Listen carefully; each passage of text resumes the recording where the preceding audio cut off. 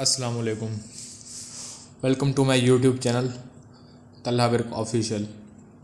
उम्मीद है आप सब खैरियत से होंगे और अल्हम्दुलिल्लाह मैं भी खैरियत से हूँ।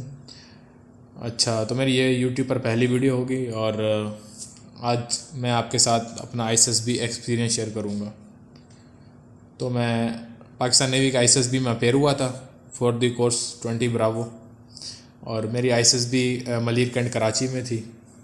हार्ड लक में आईएसएसबी में नॉट रिकमेंड रहा, लेकिन अल्हम्दुलिल्लाह काफ़ी कुछ सीखने को मिला और काफ़ी अच्छा एक्सपीरियंस था। तो मैं आज आप लोगों के साथ अपना एक्सपीरियंस शेयर करूँगा। Starting from the very first, जब मैंने आईएसएसबी सेंटर पे रिपोर्ट की तो आईएसएसबी का रिपोर्टिंग टाइम जो कि उनका एक स्टैंडर्ड टाइम होता है, आई थिंक वो 1 PM था। उससे पहले सब कैंडिडेट्स को आईएसएसबी सेंटर पर रिपोर्ट करनी थी। तो मैंने तकरीबन 10:30 बजे तक रिपोर्ट कर दी थी, क्योंकि मैं उन दिनों कराची ही था, तो इस वजह से मैंने जल्दी रिपोर्ट कर दी। तो सबसे पहले जैसे जैसे कैंडिडेट्स आते जा रहे थे तो सबसे पहले तमाम कैंडिडेट्स से वो इलेक्ट्रॉनिक डिवाइसेस की मतलब सबमिट कर रहे थे, मेनली जैसे मोबाइल फ़ोन्स वगैरह हो गए। तो इलेक्ट्रॉनिक डिवाइसेस उन्होंने सबमिट कर ली और उसके बाद इस प्रोसेस के बाद तमाम कैंडिडेट्स को अलाउ कर दिया गया कि वो आईएसएसबी सेंटर में इंटर हो सकते हैं। तो आईएसएसबी सेंटर में एंटर होते ही सबसे पहले आईएसएसबी लेटर की उन्होंने आईएसएसबी लेटर चेक किए और उसके बाद उन्होंने लगेज की चेकिंग की। तो इस प्रोसेस के बाद तमाम कैंडिडेट्स को जैसे इंटर हो गया आईएसएसबी सेंटर के अंदर, आईएसएसबी लेटर और लगेज की चेकिंग के बाद तो उन्हें रूम्स की अलॉटमेंट भी कर दी गई और हर कैंडिडेट को उसका बेड नंबर वगैरह और रूम नंबर वगैरह तमाम चीज़ों से मतलब बता दिया गया, उनको आगाह कर दिया गया। अच्छा, रूम्स की अलॉटमेंट के बाद जैसे जैसे कैंडिडेट्स अपने रूम्स में चले गए और फिर उसके बाद फर्दर ये इंस्ट्रक्शंस पास की गई कि अब तमाम कैंडिडेट्स का लंच होगा। तो तकरीबन ये कोई 2:15 बज रहे थे, 2 2:15 का टाइम हो रहा था दोपहर में, तो लंच का टाइम था, तो तमाम कैंडिडेट्स ने लंच किया। तो जो आईएसएसबी सेंटर है उसके अंदर ही मैस होता है, जहाँ पर तमाम जो भी कैंडिडेट्स होते हैं आईएसएसबी के लिए जाते हैं वो वहीं पर डाइन इन करते हैं, खाना वगैरह वो वहीं पर खाते हैं। तो उसके बाद लंच के बाद तमाम कैंडिडेट्स को ये इंस्ट्रक्शंस पास की गई कि वो जौहर हाल जाएँ, जहाँ पर उनकी फॉर्म फिलिंग होगी, बेसिक बायोडाटा फॉर्म फिलिंग जो होती है आईएसएसबी में डे 0 पर, जब जिस दिन कैंडिडेट्स की रिपोर्टिंग होती है उसी दिन फॉर्म फिलिंग होती है, जिसको बेसिक बायोडाटा फॉर्म फिलिंग कहते हैं। तो बेसिक बायोडाटा फॉर्म फिलिंग के लिए तमाम कैंडिडेट्स जौहर हाल चले गए और उसके बाद जैसे जैसे जो कैंडिडेट्स से वो सेटल हुए अपनी अपनी जगह पर, तो उसके बाद तमाम कैंडिडेट्स की डॉक्यूमेंट्स वेरिफिकेशन की गई सबसे पहले। और यहाँ पर मैं एक चीज़ ऐड कर दूँ कि जो भी कैंडिडेट जाता है आईएसएसबी के लिए वो अपने डॉक्यूमेंट्स के जो भी आईएसएसबी लिस्ट करती है डॉक्यूमेंट्स वो अपने साथ लाजमी लेकर जाए, क्योंकि एक कैंडिडेट के पास नहीं थे तो फिर वो आईएसएसबी सेंटर से उसे मतलब वापस कर दिया गया था और उसे ये कहा गया था कि आपकी आईएसएसबी काउंट नहीं होगी और आप अपने डॉक्यूमेंट्स मतलब कंप्लीट करें। तो फिर उसको बाहर कर दिया गया। तो मतलब जो भी अब कैंडिडेट जाता है वो अपने डॉक्यूमेंट्स कंप्लीट लेकर जाए। तो उसके बाद डॉक्यूमेंट्स वेरिफिकेशन के बाद तमाम कैंडिडेट्स को चेस्ट नंबर अलॉट किया गया। अच्छा, जो ये स्टार्टिंग में डे 0 पर चेस्ट नंबर की अलॉटमेंट होती है वो होता है बैच वाइज, ओवरऑल बैच। जैसे मलीर में जो हमारी बैच थी वो 108 कैंडिडेट्स की थी। तो दूसरी आईएसएसबी सेंटर जैसे कोहाट हो गया, वहाँ पर बड़ी बैचेस भी जाती हैं, 200 अबव बैचेस भी जाती हैं। तो हमारी 108 की बैच थी, तो सब तमाम कैंडिडेट्स को 108 चेस्ट नंबर तक मतलब अलॉट हो गया। कई इनमें से फ्रेशर्स थे, कुछ रिपीटर थे। तो इस चेस्ट नंबर के अलॉटमेंट के बाद तमाम कैंडिडेट्स को कहा गया कि अब बेसिक बायोडाटा फॉर्म फिलिंग होगी और तमाम कैंडिडेट्स को आई थिंक उन्होंने पेन भी प्रोवाइड किए और उसके बाद बेसिक बायोडाटा जो फॉर्म फिलिंग थी वो स्टार्ट हुई। अच्छा, अब बेसिक बायोडाटा फॉर्म फिलिंग में क्या क्या चीज़ें होती हैं और उसके रिगार्डिंग जो इंस्ट्रक्शंस होती हैं, कैसे फॉर्म फिलिंग होती है, वो वहाँ पर खुद ही गाइड कर देते हैं कि कैसे फॉर्म्स फिल करने हैं, जो नेसेसरी इंस्ट्रक्शंस होती हैं।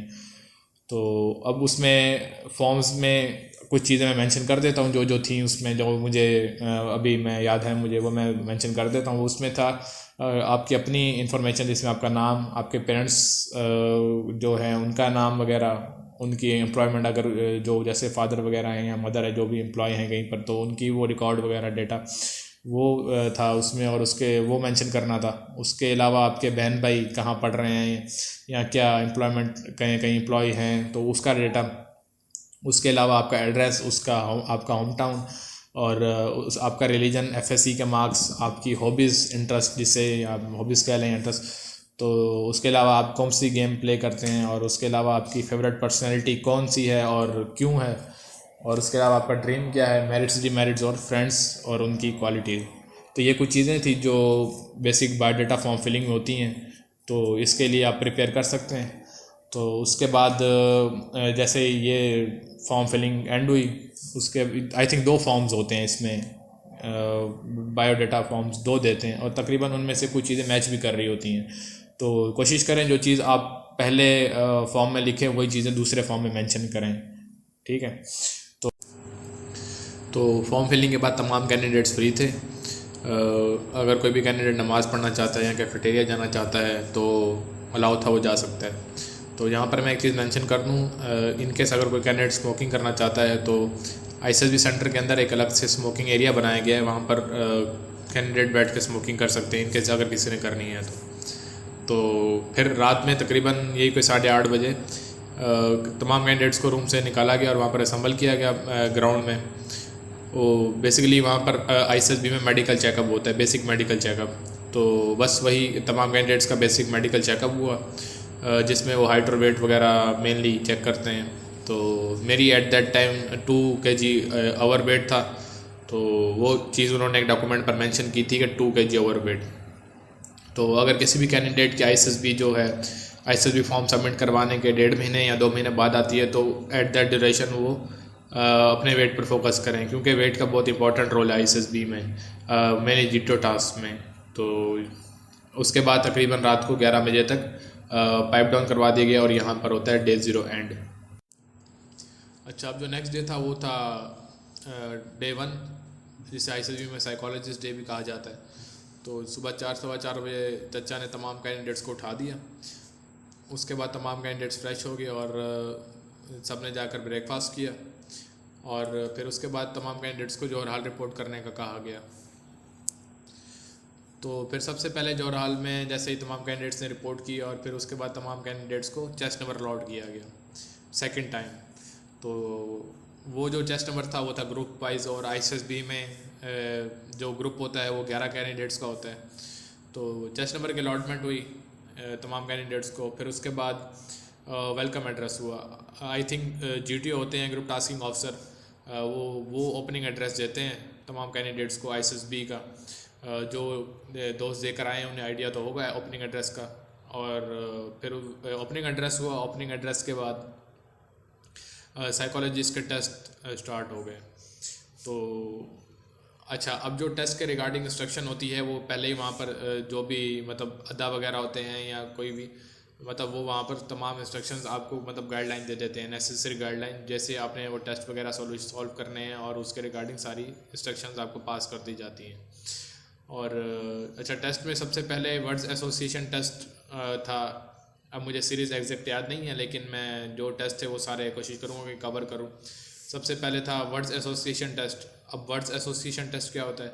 अच्छा, वर्ड्स एसोसिएशन टेस्ट ये होता है कि आईएसएसबी में कैंडिडेट्स के सामने एक स्क्रीन डिस्प्ले हो रही होती है प्रोजेक्टर के थ्रू। तो वहाँ पर इंग्लिश के 100 वर्ड्स आपके सामने डिस्प्ले होते हैं फॉर अ स्पेसिफिक टाइम। हर एक वर्ड डिस्प्ले होता है 3 से 4 सेकंड के लिए, उसके बाद वो ख़त्म हो जाता है, फिर नेक्स्ट वर्ड आता है। तो उसी ड्यूरेशन में 3 से 4 सेकंड जब तक वो वर्ड डिस्प्ले हो रहा है, आपको उसी ड्यूरेशन में सेंटेंस बनाना होता है। तो ये होता है वर्ड्स एसोसिएशन टेस्ट। और इंग्लिश के वर्ड्स होते हैं और सेंटेंसेस भी इंग्लिश में बनाने होते हैं। उसके बाद नेक्स्ट होता है पिक्चर स्टोरी। अब पिक्चर स्टोरी में ये होता है कि कोई भी 2 पिक्चर्स मुख्तसर वक्त के लिए 14 से 15 सेकंड के लिए डिस्प्ले होती हैं, और तमाम कैंडिडेट्स उस पर मतलब उसे ऑब्ज़र्व करते हैं और उस 14 से 15 सेकंड उसे ऑब्ज़र्व करते हैं। उसके बाद उस पर एक स्टोरी लिखने को कहा जाता है। तो ये होती है पिक्चर स्टोरी आईएसएसबी में। तो फिर उसके बाद जो रिमेनिंग टेस्ट होते हैं वो होते हैं फॉर्म्स पर। तो कैंडिडेट्स में फॉर्म्स डिस्ट्रीब्यूट किए जाते हैं डिफरेंट टेस्ट के लिए। तो अभी यहाँ पे मेंशन करूँगा मैं पॉइंटर स्टोरीज। पॉइंटर स्टोरी ये होती है कि एक इनकम्प्लीट सेंटेंस लिखा हुआ होता है और उससे उसके मतलब उसके सेंस बनाकर एक कंप्लीट स्टोरी लिखनी होती है उस पर। तो ये होती है पॉइंटर स्टोरी। और उसके बाद है सेंटेंस कंप्लीशन। सेंटेंस कंप्लीशन ये होती है कि एक इनकम्प्लीट सेंटेंस लिखा होगा 4 to 5 वर्ड्स का, और उसको आपने सेंटेंस को कंप्लीट करना है और उस सेंटेंस को ऐसे कंप्लीट करना है कि वो एक सेंस बना रहा हो। और ये मतलब सेंटेंस कंप्लीशन का ये होता है। और सेंटेंस कंप्लीशन में दो सेट्स दिए जाते हैं, 2 सेट इंग्लिश के, 2 सेट उर्दू के, और इनकम्प्लीट सेंटेंसेस होते हैं। तो ये था सेंटेंस कंप्लीशन। और अच्छा, अब जो उसके बाद टेस्ट होता है वो होता है मैकेनिकल एप्टीट्यूड। अच्छा, मैकेनिकल एप्टीट्यूड में ये होता है कि कुछ गियर्स और पुलिस रिलेटेड क्वेश्चंस होते हैं। तो यहाँ पर मैं एक एग्जांपल मेंशन कर देता हूँ, तो जिससे आप लोगों को आइडिया हो जाएगा कि मैकेनिकल एप्टीट्यूड टेस्ट किस टाइप का होता है। फर्दर आप लोग सर्च भी कर सकते हैं ऑनलाइन। तो ये क्वेश्चन ऐसा मैं बता देता हूँ कि if gears are connected by a chain और a belt then they move. फिर आगे ऑप्शन वगैरह दिए होते हैं, in the same direction, in the same and opposite direction, in the opposite direction और इन डिफरेंट डायरेक्शंस। तो इस टाइप के क्वेश्चंस होते हैं, जैसे मैंने मेंशन किया कि गियर्स और पुलिस रिलेटेड क्वेश्चंस होते हैं। ऐसी चीज़ों पर ऐसे क्वेश्चंस होते हैं जो मैकेनिकल, जिससे मैकेनिकल वर्क हो रहा हो। तो ये था मैकेनिकल एप्टीट्यूड। तो जो फिर उसके बाद टेस्ट था वो था OPI, जिसकी एब्रीवेशन है ओरल प्रोफिशिएंसी इंटरव्यू। अच्छा, इसकी एब्रीवेशन में जो वर्ड है इंटरव्यू का, उसमें वो इसलिए है कि जो जिस टाइप के इंटरव्यू में क्वेश्चंस होते हैं, इस टेस्ट में भी इंटरव्यू टाइप क्वेश्चंस होते हैं। बट ये है कि ये रिटन टेस्ट होता है और MCQs बेस्ड होता है टेस्ट। तो क्वेश्चंस कुछ इस टाइप के होते हैं इसमें कि I am good at communication और you are good at communication, इस टाइप के क्वेश्चंस होते हैं। और उसमें MCQs मेंशन्ड होते हैं कुछ इस टाइप के एग्री, डिसएग्री, स्ट्रांगली डिसएग्री या न्यूट्रल।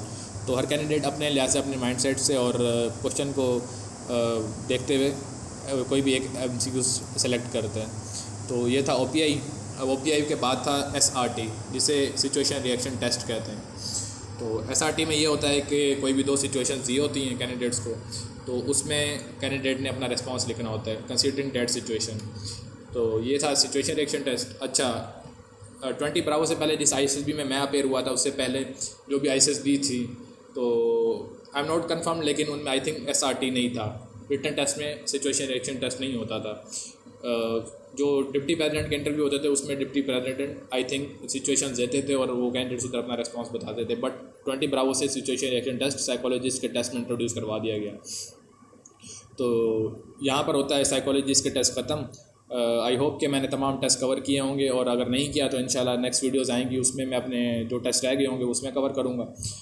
डिस्क्रिप्शन सारा मतलब जितना डिटेल से हो सका वो मैं उसमें कवर कर दूँगा। फिर उसके बाद साइकोलॉजिस्ट के टेस्ट के बाद तमाम कैंडिडेट्स को ब्रेक दे दिया गया 1 घंटे का, जिसमें कैंडिडेट्स वगैरह फ्रेश हो गए, और फिर तमाम कैंडिडेट्स को लंच करने का कहा गया। और फिर लंच ब्रेक के बाद तमाम कैंडिडेट्स को GTO टास्क के लिए रेडी होने का कहा गया। तो GTO के टास्क होते हैं 2 टाइप के, इंडोर टास्क और आउटडोर टास्क। तो इन टास्क को डिटेल से मैं बाद में कवर करूँगा, लेकिन उससे पहले मैं ये बता दूँ जो कैंडिडेट्स ISSB नहीं दे कर आए कि GTO क्या है और इनका ISSB में क्या रोल है। तो GTO की एब्रीवेशन है ग्रुप टेस्टिंग ऑफिसर।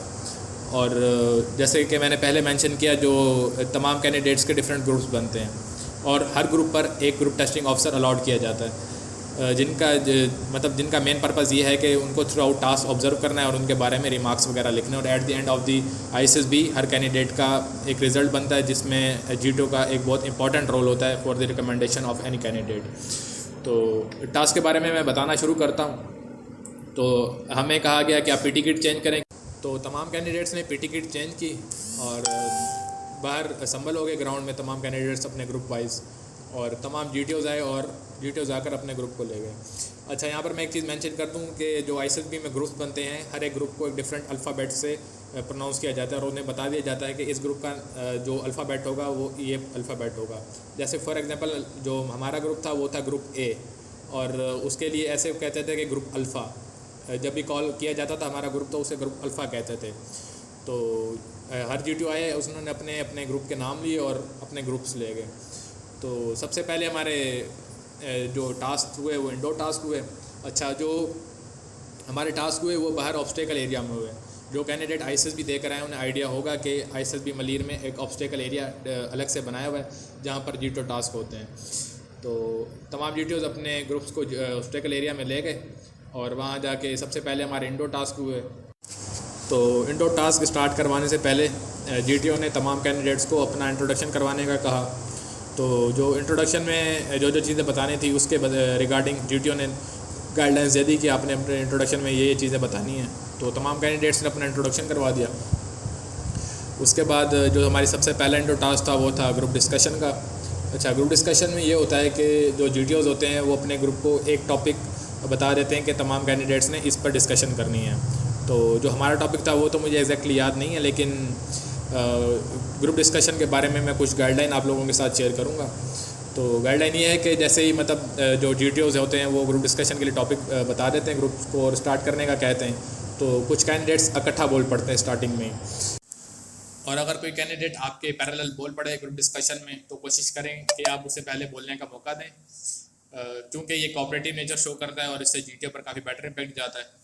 तो इसके अलावा अब अपनी टर्न पर जो भी बोलें कोशिश करें कि अथेंटिक इन्फॉर्मेशन शेयर करें, अपना पर्सनल पॉइंट ऑफ व्यू ना शेयर करें। तो इसके बाद जो हमारा टास्क हुआ था वो हुआ था लेक्चरेट। अच्छा, लेक्चरेट में ये होता है कि जो ग्रुप के कैंडिडेट्स होते हैं उन सबको अलग अलग टॉपिक असाइन किया जाता है, जिसके लिए तमाम कैंडिडेट्स को 2 मिनट का सोचने का वक्त दिया जाता है। और फिर उसके बाद हर कोई 1 बाय 1 अब टेस्ट वाइज हर कोई आकर अपना टॉपिक डिलीवर करता है। तो ये होता है लेक्चरेट। तो लेक्चरेट के बाद और सेम गाइडलाइन मेरी लेक्चरेट के लिए जो मैंने ग्रुप डिस्कशन में बताया, जो भी बोले अथेंटिक बोलें और अपना पर्सनल पॉइंट ऑफ व्यू ना दें। और अगर इनकेस ऐसा कोई टॉपिक आ जाए जहाँ आपने पर्सनल पॉइंट ऑफ व्यू देना है तो वो पर्सनल पॉइंट ऑफ व्यू दें जो ऑलरेडी बेटर हो, जो भी आपके पास ऑप्शन हो उसमें से आप बेटर ऑप्शन चूज़ करें। और और कोशिश करें कि पॉलिटिकल चीज़ों को बीच में ज़्यादा ना लाएं, पॉलिटिक्स से अवॉइड करें, और उसके अलावा जो भी चीज़ें हैं जो कंट्रोवर्शियल चीज़ों से अवॉइड करें। तो लेक्चरेट के बाद जो हमारा टास्क हुआ था वो हुआ था मिलिट्री प्लानिंग। अच्छा, मिलिट्री प्लानिंग में ये होता है कि एक शीट पर मैप टाइप बनाया होता है, डिफरेंट रोड्स वगैरह और हाउसेस एरियाज़ वगैरह बनाए होते हैं, और कंसीडरिंग डैट वो पूरे मैप को GTO जो होते हैं वो ब्रीफिंग देते हैं कि एक टास्क देते हैं, एक टास्क टाइप से डिलीवर कर देते हैं कि आपको इतने टाइम में इतने सोल्जर्स को इस एरिया के थ्रू लेकर जाना है और इतने टाइम में आपने इस जगह पर पहुंचना है। तो आप इसके रिगार्डिंग प्लान बनाएं कि आप ये टास्क कैसे करेंगे। तो तमाम कैंडिडेट्स दिन सर्कल उस मैप के राउंड खड़े कर दिए जाते हैं और वो वहाँ पर अपना प्लान बनाते हैं, और कोई अपने ऑब्जर्व करके जिसका प्लान बेटर लगता है फिर GTO पूछते हैं कि कौन डिलीवर करेगा। ऑब्वियसली एक डिलीवर करता है जिसका प्लान बन गया होता है, जो पहले से डिस्कस कर लिया होता है ग्रुप वालों ने, ग्रुप कैंडिडेट्स ने, तो वो डिलीवर करता है। तो ये थी मिलिट्री प्लानिंग, और यहाँ पर होते हैं इंट्रो टास्क ख़त्म हमारे। तो उसके बाद थे हमारे आउटडोर टास्क। तो जैसे मैंने ऑलरेडी मेंशन किया है कि GTO टास्क के लिए एक अलग से ऑब्स्टेकल एरिया होता है, वहाँ पर GTO टास्क परफॉर्म करवाए जाते हैं। तो आउटडोर टास्क थे, सबसे पहले जो हमारा टास्क था वो था प्रोग्रेसिव ग्रुप टास्क, जिसे ISSB में PGT कहा जाता है, प्रोग्रेसिव ग्रुप टास्क। तो PGT 3 स्टेप्स पर मबनी होता है, 3 स्टेप्स होते हैं PGT में, और हर आने वाला स्टेप पिछले स्टेप से डिफ़िकल्ट होता है। तो जो मोस्टली ग्रुप्स होते हैं वो दूसरे स्टेप तक जाते हैं हार्डली, या पहले स्टेप पर ही उनका टास्क ख़त्म करवा दिया जाता है, और जो चीज़ें GTO उन्हें ऑब्जर्व करनी होती है वो वहाँ पर ऑब्जर्व कर लेते हैं। और बिल्कुल सेम हमारा जो ग्रुप था वो हमारा ग्रुप भी एक टास्क हार्डली कंप्लीट कर पाया था with in that time frame. तो PGT में ये होता है कि तो ऑब्स्टेकल एरिया के रिगार्डिंग जो GTOs होते हैं वो इंस्ट्रक्शंस दे देते हैं कि आपने ये इंस्ट्रक्शंस फॉलो कर एंडिंग लाइन तक जाना होता है। तो इंस्ट्रक्शंस में यही मेंशन किए जाते हैं कि कुछ एरियाज़ आपके लिए इनबाउंड हैं और कुछ एरियाज़ आउट ऑफ बाउंड हैं, और कुछ आपके मटेरियल के लिए इनबाउंड है और कुछ आपके लिए आउट ऑफ बाउंड है। तो मतलब ये चीज़ें कुछ इंस्ट्रक्शंस वगैरह GTOs आपको पहले ही टास्क स्टार्ट करने से पहले सब चीज़ें बता देते हैं। फिर उसके बाद आपका टास्क स्टार्ट होता है। अच्छा, टास्क में आपके पास मटेरियल भी आपको अपने एंडिंग लाइन तक लेके जाना होता है, कुछ मटेरियल भी आपको प्रोवाइड किया जाता है, जिसमें इंक्लूडिंग प्लैंक्स और ड्रम्स भी आपको दिए जाते हैं। और PGT का जो मटेरियल होता है वो थोड़ा बड़ा होता है, तो आपने अपने ग्रुप मेट्स के साथ, जो आपके साथ ग्रुप में कैंडिडेट्स होते हैं उनके साथ, और मटेरियल को लेकर एंडिंग लाइन तक जाना होता है। तो ये था PGT के बाद जो हमारा टास्क हुआ था वो हुआ था HGT। अच्छा, HGT में ये होता है कि जो नॉर्मली एक ग्रुप 11 कैंडिडेट्स का होता है उसको फर्दर 3 ग्रुप्स और में डिवाइड कर दिया जाता है। 2 ग्रुप्स 4 कैंडिडेट्स के बनते हैं और एक 3 का। तो HGT में जो HGT का ऑब्स्टेकल एरिया था वो I think comparatively PGT same ही था तकरीबन, लेकिन ये था कि उसमें जो मटेरियल था वो थोड़ा छोटा था एचजीटी में कंपैरेटिवली पीजीटी। तो एचजीटी के लिए भी जीटीओ ने इंस्ट्रक्शंस सारी गाइडलाइंस बता दी थी कि आपने ये चीज़ें फॉलो करते हुए आपने एंडिंग लाइन तक जाना है। तो अब इंस्ट्रक्शन मैंने आपको पहले बता दी कि उसमें कुछ चीज़ें इनबाउंड बताते हैं जीटीओ और कुछ चीज़ें आउट ऑफ बाउंड बताते हैं।